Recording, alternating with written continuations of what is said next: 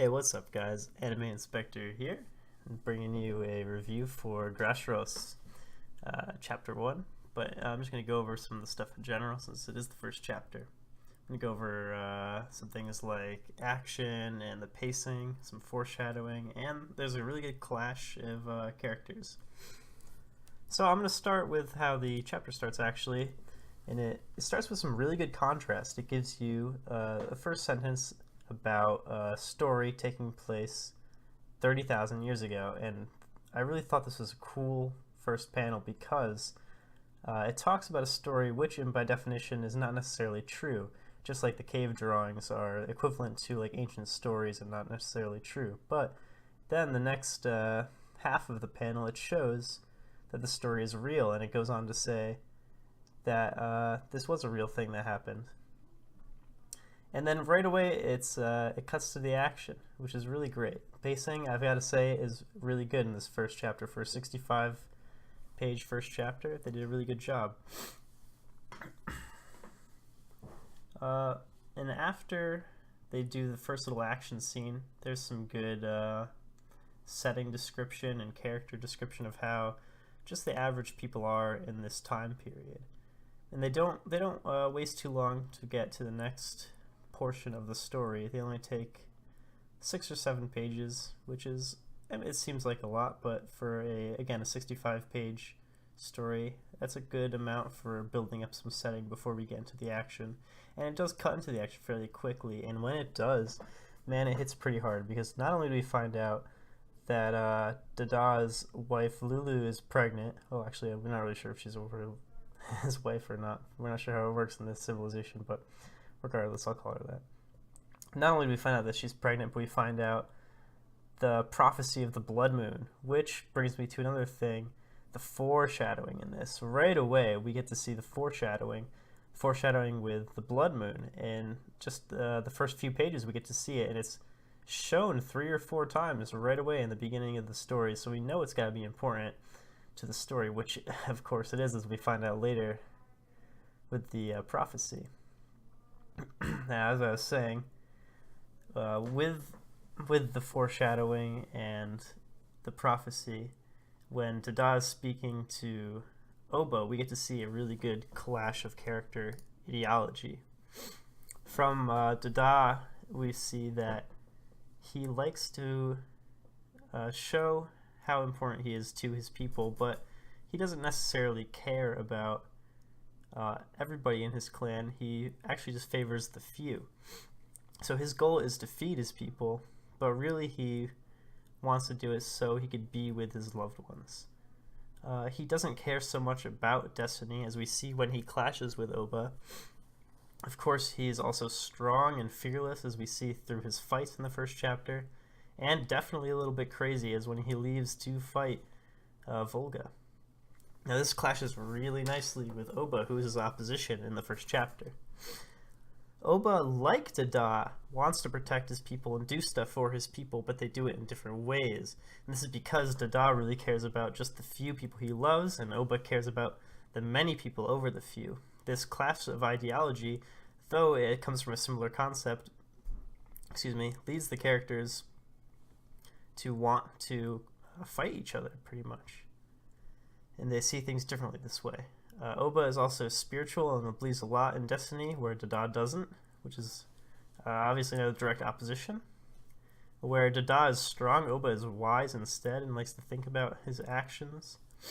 But unlike Dada, he's fearful instead of fearless, and this leads him to do some cowardly things like go behind people's backs and trick them mentally using his intelligence. And like Dada, Oba is also very crazy, as we see not only through the characters' facial expressions, but through their actions and how reckless they both can be. Now, the other 2 important characters in the story are, of course, Lulu, Moog, and, well, later on there's a third important character. But from what we see, Lulu and Moog, they're not as important as the other 2 characters in the first chapter, at least, so far. But we see from Lulu that she's always really smiling unless she's in physical pain. She's always really happy, and that's really important about her. She's also very loving and caring, and she tells Dada that she doesn't want him going out hunting. She just wants him safe. But He doesn't care about that, obviously. And so she's very motherly, which is a great portrayal of her, because she, of course, is the lady in the story who is bearing the prophecy, the child of prophecy. I would even go as far as to argue that even if she was not pregnant, she could be seen as very motherly because of her caring nature. So yeah, I think that's really good character portrayal of her. I think for Moog, he is not seen as much. He is seen more than, or as much as Lulu probably, but he doesn't probably talk as much as Lulu. But it's still shown that he's helpful, and he really looks up to the strong people like Dada, and he wants to make something of himself. And again, back with the foreshadowing, I like how the first thing we see in the chapter is the painting, the cave painting, and then the first thing we see of Moog is that he has the little painting tray in his hands. So that's good foreshadowing to later on, where they explain that he is the one who does the paintings, and that was his work of art. I'm going to go ahead and list off some more foreshadowing stuff I've seen. There was a quick one that happened just like a few panels away from each other, where it showed the Philadrex, that saber-tooth tiger monster, and rather than just showing Volga right away, it was cool. It built up some setting and some development and hype for Volga, but it was also a small foreshadow of what he was capable of by showing the dead Philadrex before it showed Volga. Another thing, when it first showed Moog and when it first shows Dada, they both have the body paint. The body paint, they each have a tattoo of the sun on them, and this is some big foreshadowing for the prophecy that Oba gives in the story, and I'm sure it's going to be pretty important later on. The sun is very important to the tribe here. Another thing about the blood moon, besides just the foreshadowing of the prophecy, is that it's present on all the finishing blows that Dada hits the beasts with, which is very interesting too. I think there's going to be something that has to do with maybe the power of the blood moon, where we saw in Dada's eyes, making him go crazy, maybe giving him some extra power. That way, like, the power scaling in the story seems pretty straightforward in the beginning, but we know how manga goes, and it always gets a little bit crazier as it goes on. I think the blood moon is going to have to do a lot with that, especially since it was foreshadowed a lot and shown a lot in these finishing blows. I'm going to get back into the pacing, saying that, it was it was really good. I think especially when it talks about the minor characters in the story, they had just enough to say where it was realistic, and we got some input from different people that weren't the main characters, but we didn't stay on any one of them for too long.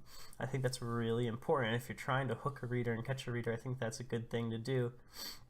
To go about showing some setting exploration, but not putting too much detail into characters that aren't really necessary to go over. It didn't even go over any of the names of the minor characters. That's how you tell how less important they were, which is pretty interesting. And to contrast that, there was a lot of dialogue from important characters. We could see, I think the order of dialogue was Moog with the least, and probably Dada with the most. It was probably Moog, then Lulu, then Oba, and then Dada with the most dialogue in this chapter. And obviously in this chapter, that was the order from least to most important characters in the chapter. Moog, because he was just kind of there for the ride, but he is important later on. Lulu, because she connects to Dada and the Child of Prophecy. Oba, because he is in direct clash with Dada, and Dada, of course, because he's the quote-unquote hero or protagonist of the first chapter. And the author did a very good job having dialogue to show that. Another thing with the pacing is that right away, about, a quarter of the way, maybe even less through, they start explaining the prophecy, which is really good because you want to hook the reader right away, of course. And you can't just do that with the action, which does happen right away, but after that, you need to give the reader something to think about throughout the rest of the chapter, which the author does do really well. And he builds more stress by page 25 and a lot more at that. And afterwards, I think around page 30, There's some good character development between Dada and Lulu and the rest of the village, and we get to see why Dada acts the way he does, why he thinks differently than Oba, where it's like the few against the many. Oba prefers the many and Dada prefers the few, and it's because when he was younger, Dada really liked to be a wild boy, and he was raised by the wild people, but eventually he had to come into a village for some reason. We don't really know why. And everybody exiled him and treated him like an outcast because, well, that's what he was. But then Lulu was the only one who really helped Dada regardless. And that is why Dada doesn't really like the many and likes the few a lot better, which is really interesting. And the author, I think, spent maybe like 6 or 7, 8 pages on that. And it got a really good point across through the story about the development for the characters. And then it's good also because instead of just showing Dada going through the forest into the plains and searching, the author was able to do like a panel or two of that, do the flashback, and then when the flashback's over, he shows that they're in the plains already, which also shows how long Dada was thinking about his past. And then by page 37, or about like halfway through the chapter, we already get into the main fight, which is great.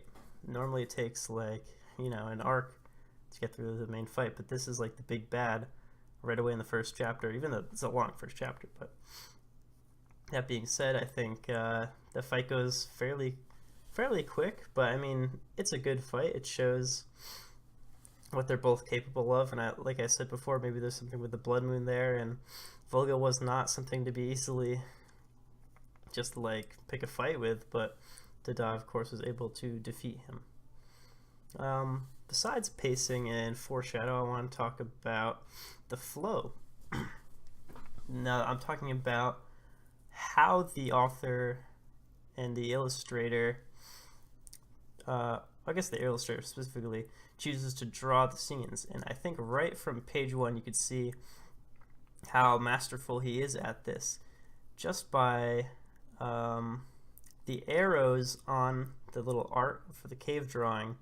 You read on the right, your eyes scroll down from top to bottom, then your eyes can right away follow the arrows the cave drawings are shooting at up to the top left of the page. And not only does that good because it shows that the illustrator knows what he's doing, but it helps the reader to read everything more quickly and not get confused while reading. And then right away on the next page you see Dada and the blood moon, obviously the two of the most important things in the first chapter.